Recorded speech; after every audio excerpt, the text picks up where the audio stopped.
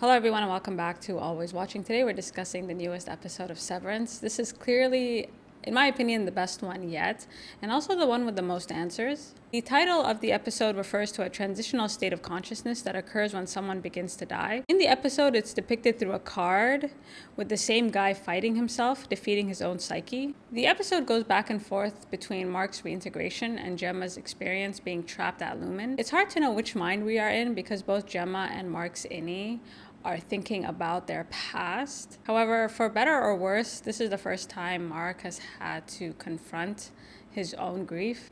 At the end, it's hard to tell if Mark's reintegration worked. Is this Mark's outie? Is this his innie? Is this some weird combination of both? The episode begins with Gemma and Mark's origin story. From what we could tell, they had a very strong and loving marriage despite some troubles. They met while donating blood, and it seems like Lumen has a very wide reach. Throughout the episode, Gemma and Mark frequent a lot of Lumen facilities, a clinic in particular, where we are first introduced to this incredibly creepy and predatory doctor that we learn a lot about this episode. One of the biggest issues in Mark and Gemma's relationship is their inability to have a child. And it seems like while they were looking for alternatives, Gemma might have become a target of a very creepy and obsessed man. We're not really sure exactly how Gemma was kidnapped or exactly how she was targeted, but it honestly does feel like she was targeted by a man with a very strange and unhealthy obsession. Learning that Gemma is not only alive, but being held against her will adds a whole new dimension to Lemon, and especially characters like Milchek and Helly,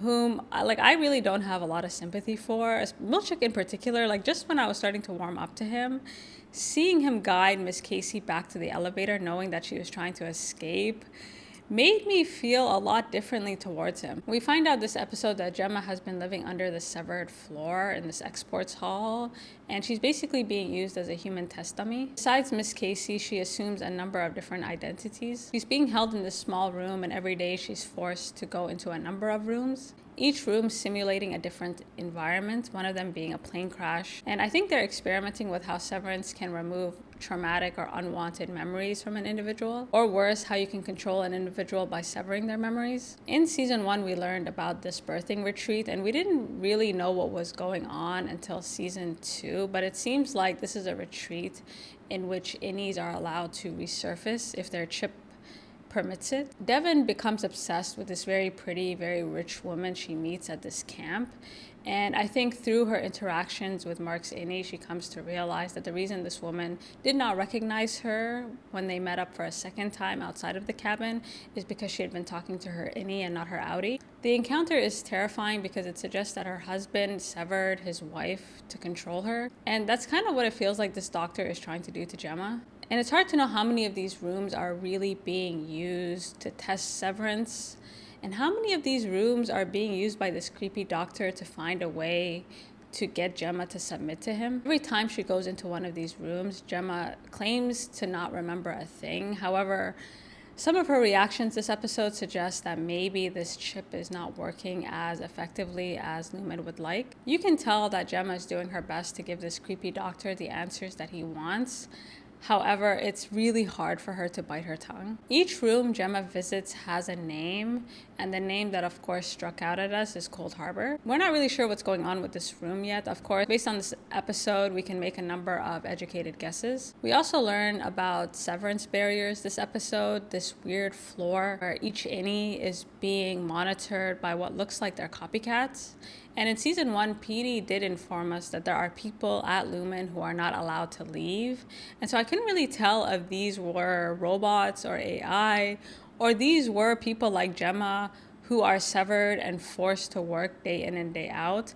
And Lumen is not really doing a good job of monitoring MDR, and I wonder if it's because the people monitoring them don't really care. Mark's completion of Cold Harbor will effectively end his wife's life, and it's very unclear what Gemma's death would look like, but the only thing keeping her alive is this obsession this weird doctor has with her. Throughout the episode, we get flashes into Gemma's journey to Lumen, and from what we can tell, it was very dark and very terrifying. She was basically dragged down to this floor against her will. And it's also strongly suggested that she's being abused by this doctor. What's terrifying is even if she managed to escape, this chip prevents her from being fully free. And the closer that Mark gets to completing Cold Harbor, the more frustrated this doctor is starting to get, because Gemma has been down here for quite some time, and it seems like she hasn't warmed up to him one bit.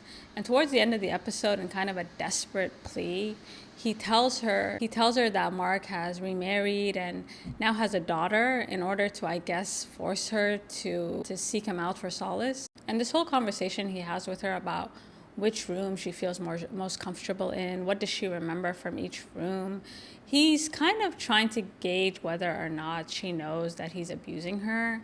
And based on her body language, I think it's clear.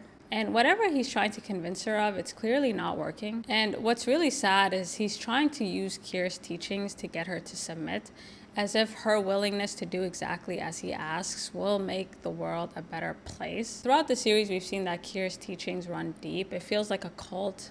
It feels like just some type of really perverse religion at times. Now, in Gemma's situation, she was kidnapped or somehow taken against her will.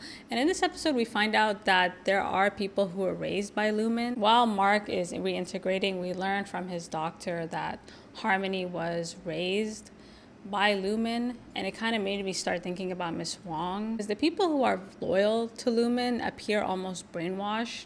And so I wonder what it's like to be raised by Lumen, where they're getting these children from. Lumen kind of aspires to a world where everyone subscribes to their teachings. However, what they really want are slaves willing to do anything they're told. I thought Gemma's escape towards the end of the episode was absolutely terrifying. The severed floor has always felt like a trap, like some sort of maze. However, without the lights, it did feel like more of a dungeon. Unfortunately for Gemma, her chip prevents her from being able to truly escape because it activates Miss Casey. And we learned in this episode that Miss Casey has been basically stuck in this hallway, like she's kind of in limbo. It makes me wonder what is happening to all the innies that Gemma is inhabiting. The episode ends with Gemma's inability to escape and Mark remembering the police coming to his door to tell him that his wife had died in a car crash. And I do think at the end, when Mark wakes up, his reintegration did work. However, based on his reaction, I really do think it's his innie or some weird combination. And overall, I thought this was an excellent episode. I really thought that doctor was lying when she said that Gemma was alive. But not only is she alive, she's being held against her will. And it makes you wonder, when you think about how large Lumen is as a company, how many people are trapped on these floors? So you guys let me know what you think, and until next time.